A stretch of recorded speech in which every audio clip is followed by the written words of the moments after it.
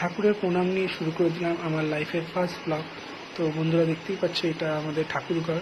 তো আজকে 20 অক্টোবর 2025, আজকের দিনটা হচ্ছে কালী পুজো। তো সকালবেলা ঘুম থেকে ওঠার পরেই মা বলছিল বাজারে গিয়ে পুজোর জন্য ফুল, মালা এবং সকালে টিফিনের জন্য কচুরি আনার জন্য। তো আমি চটপট উঠে গিয়ে দাঁত টাত মেজে জামা প্যান্ট পরে রেডি হয়ে গেছি। তো এই হলো আমি।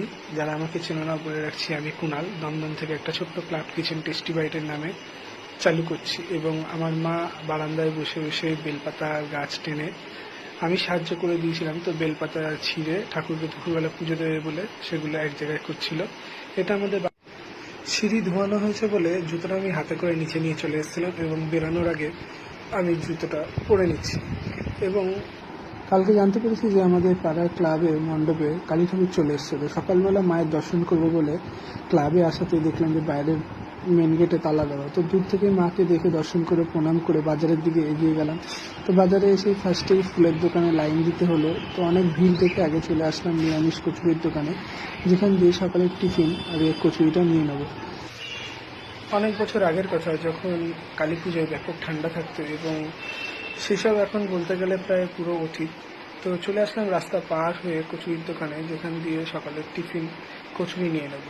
তো এটা আমাদের আরপি সুইট মিষ্টি দোকান আছে, তো তার উল্টো দিকে এই কচুরির দোকানটা ছিল। এবং তারপর চলে আসলাম আমাদের রোডে, প্রাইভেট রোডে, যেখানে আমাদের সব রকম বাজার বসে, মাছ, সবজি এবং ফুল। তো ফুলের কয়েকটা পরপর দোকান আছে, যেখান দিয়ে আমি ফুলটা নিয়ে নেব।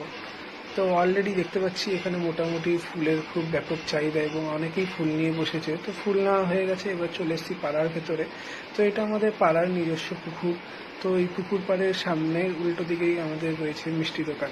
তো মিষ্টি দোকানে তো চলে এসেছি, কিন্তু সেরকম কোনো সন্দেশ পছন্দ না হতে টক দই নিয়ে নিলাম ঠাকুরের পুজোর জন্য এবং বাড়ির পথে রওনা দিয়ে দিলাম। এটাই হচ্ছে আমাদের বাড়ির সেই বেলগাছ, যেখানে প্রায় পুজোর জন্য আমরা বেলপাতা নিয়ে থাকি।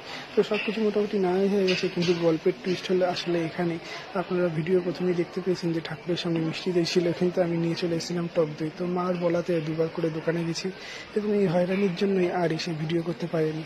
তো বন্ধুরা, যারা আমার এই পেজে নতুন তারা প্লিজ পেজটাকে ফলো করে দিয়ে, আর রিলটা যদি পছন্দ হয় রিলটাকে লাইক, শেয়ার এবং কমেন্ট করে দিয়ে। তো আজকের মতন এই টাটা, বাই বাই।